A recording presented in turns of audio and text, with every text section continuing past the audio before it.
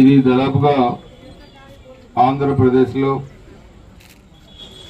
ఈ 79వ independence day సందర్భంగా గౌరవ ముఖ్యమంత్రి నారా చంద్రబాబు నాయుడు గారు, ఉప ముఖ్యమంత్రి పవన్ కళ్యాణ్ గారు, అదేవిధంగా భారతీయ జనతా పార్టీ నాయకులు, ఈరోజందరూ కూడా ఎన్డీఏ ప్రభుత్వం ఈ కార్యక్రమాన్ని లాంఛనంగా ప్రారంభించడం జరిగింది.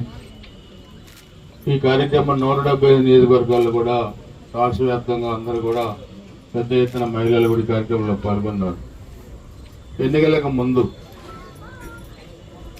ఈ కూటమి ఇచ్చిన హామీల అమల్లో భాగంగా ఒక్కొక్క కార్యక్రమాన్ని అమలు చేసుకుంటూ ఒక ప్రతిష్టాత్మకమైన ఈ కార్యక్రమం మహిళలకు సంబంధించి ఈ స్త్రీ శక్తి పథకం అనేది రాష్ట్ర వ్యాప్తంగా ఆర్టీసీ బస్సుల్లో ఎక్కడికైనా ప్రయాణించొచ్చనే ఒక నూతనమైన వరవడిని తీసుకొచ్చింది ఈ ప్రభుత్వం. చంద్రబాబు నాయుడు గారు 95లో ముఖ్యమంత్రి అయినప్పుడు మాకు చెప్తా ఉండేవాళ్ళు. నారావారిపల్లెలో మేము దాదాపు 10 కిలోమీటర్ల దూరం వెళ్ళి రోజు చదువుకొని వచ్చేవాళ్ళం. మా అమ్మ రోజు కట్టెల పొయ్యిలో వండి మాకు అన్నం పెట్టేది. ఆ పొగకి కళ్ళమ్మడి నీళ్లు, మా అమ్మ కళ్ళమ్మడి నీళ్ళని చూసేవాడిని. అందుకే జనభూమి కార్యక్రమంలో 96 నుంచి ఉమ్మడి ఆంధ్రప్రదేశ్ రాష్ట్రం మొత్తం కూడా అందరికీ గ్యాస్ పథకం కింద గ్యాస్ కనెక్షన్స్ ఇవ్వాలని ఆ రోజు డ్వాక్రా పథకాలు పెట్టి గ్యాస్ కనెక్షన్లు ఇచ్చింది భారతదేశంలో మొట్టమొదటి ముఖ్యమంత్రి నారా చంద్రబాబు నాయుడు గారు తెలియజేస్తా ఉన్నాను.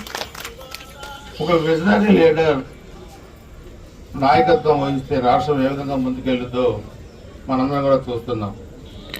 తల్లిని చెల్లిని ఆస్తుల కోసం బజార్ని పెట్టిన నాయకుడు ఒకవైపు, ఈ రాష్ట్రంలో ఉన్న మహిళలందరూ కూడా నా అక్కలు నా చెల్లెళ్ళని గౌరవించి అందరూ ఎక్కించే నాయకుడు ఒకవైపు. అందుకని ఏ నాయకుడు కావాలనేది 2024 ఎన్నికల్లో మహిళలు అందరూ కూడా వన్ సైడ్గా కూడా మరి ఎన్డీఏ కూటమికి పట్టం కట్టారు. అందుకే మనందరం కూడా ఆలోచించాల్సింది, ఇప్పుడు తల్లికి వందనం కార్యక్రమం ఉన్నా అవి కూడా మహిళల ఖాతాల్లోనే ఎంతమంది పిల్లలున్నా ప్రభుత్వం నుంచి నిధులు వచ్చినాయి. అదేవిధంగా మనం అన్నా క్యాంటీన్లు కానీ, లేకపోతే అన్నదాత సుఖీబాబు కానీ, లేకపోతే పెన్షన్స్ కానీ, ఇవన్నీ కూడా చూస్తే అనుకున్న కార్యక్రమాలన్నీ కూడా ఈ ప్రభుత్వం అమలు చేయడం జరుగుతుంది. అదేవిధంగా భవిష్యత్తులో కూడా ఇంకా మనం మహిళలకు ఏం చేయగలుగుతాం, మహిళలను ఏ విధంగా ముందుకు తీసుకెళ్ళగలుగుతాం అనేది కూడా ప్రభుత్వాలు ఆలోచిస్తూ ఉన్నారు.